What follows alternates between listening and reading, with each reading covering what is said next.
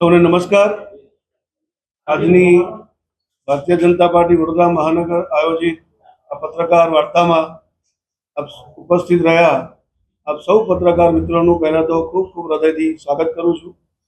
આ પત્રકાર વાર્તામાં મારી સાથે ઉપસ્થિત સિનિયર ધારાસભ્ય મંજલપુર એવા શ્રી યોગેશભાઈ પટેલ, અકોટા વિધાનસભાના ધારાસભ્ય શ્રી ચૈતન્યભાઈ દેસાઈ, સયાજીગંજ વિધાનસભાના ધારાસભ્ય શ્રી કેવુરભાઈ, વડોદરા મહાનગરના મહામંત્રી શ્રી લકુલેશભાઈ, મીડિયા વિભાગના ઇન્ચાર્જ શ્રી પાર્થભાઈ, શ્રી કિરણભાઈ ગુર્જર, પાર્થભાઈ સુરતી અને અન્ય સૌ મીડિયા વિભાગના કાર્યકર્તાઓ.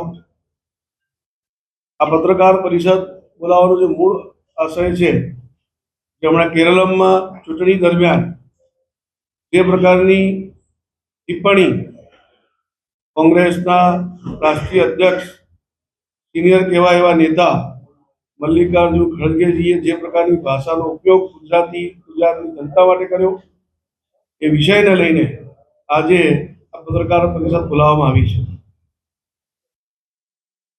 પત્રકાર પરિષદ જે વિષય છે એ હું મૂકવાનો પ્રયત્ન કરું છું.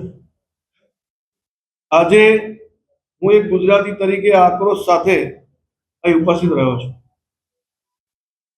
કોંગ્રેસના રાષ્ટ્રીય અધ્યક્ષ મલ્લિકાર્જુન ખડગેજીએ કેરળ ખાતે જે ચૂંટણી સભા દરમિયાન અપમાનજનક શબ્દો વાપરીને ગુજરાતની જનતાને જે રીતે અપમાનિત કર્યા છે એનો અમે સખત શબ્દોમાં વિરોધ નોંધાવીએ છીએ, એને વખોડી કાઢીએ છીએ.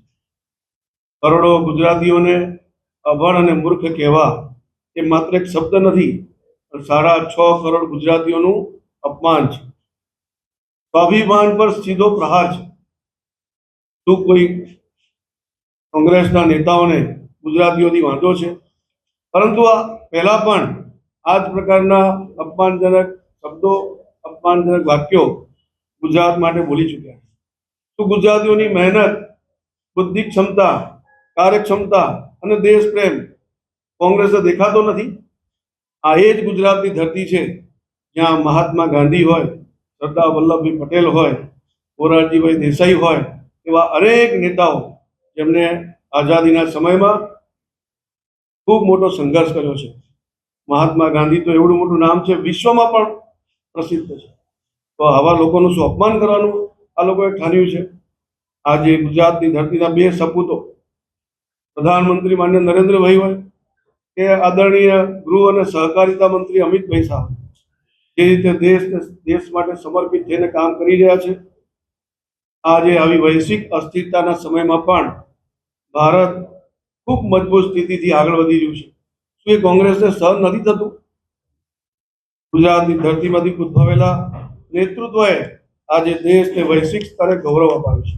આજે જ્યાં પણ ગુજરાતી તરીકે આપણે જઈએ છીએ, આપણને પણ ગૌરવ થાય કે આપણા ગુજરાતમાંથી જન્મેલા સપૂત એવા માન્ય નરેન્દ્રભાઈએ જે પ્રકારે વૈશ્વિક ઓળખ ભારતને અપાવી છે, આજે દરેક ભારતીયને એના ઉપર ગૌરવ થાય છે. પરંતુ આ પહેલી વાર નથી થયું કે કોંગ્રેસે ગુજરાતનું અપમાન કર્યું હોય. વર્ષો સુધી કોંગ્રેસે ગુજરાતીઓ પ્રત્યે ઘૃણા અને ઈર્ષાભાવ રાખ્યો છે. ગુજરાતને અવગણ્યું છે, વિકાસના કામો રોકવાનો પ્રયાસ કર્યો છે અને આજે પણ તેઓ ગુજરાતના સ્વાભિમાનને ઠેસ પહોંચાડવાનો પ્રયત્ન કરી રહ્યા છે.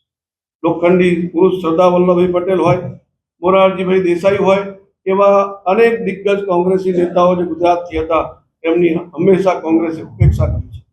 જ્યારે વડાપ્રધાન શ્રી નરેન્દ્રભાઈ મોદીએ એમના નેતૃત્વમાં વિશ્વની સૌથી ઊંચી પ્રતિમા સરદાર વલ્લભભાઈ પટેલ સાહેબની સ્ટેચ્યુ ઓફ યુનિટીનું નિર્માણ કેવડિયા કોલોની ખાતે કર્યું છે, ત્યારે પણ જ્યારે આ સ્ટેચ્યુ ઓફ યુનિટી બની રહ્યું હતું ત્યારે પણ કોંગ્રેસે એનો વિરોધ કર્યો છે. આ જ પ્રમાણે નર્મદા યોજના આપણને સૌને ધ્યાનમાં છે કે નર્મદા યોજનાના કારણે પૂરી ગુજરાતની જનતાને, આજુબાજુના રાજ્યોને પણ પીવાના પાણીની સુવિધા ઊભી થવાની છે, ખેતીલાયક પાણીની સુવિધા ઊભી થવાની છે.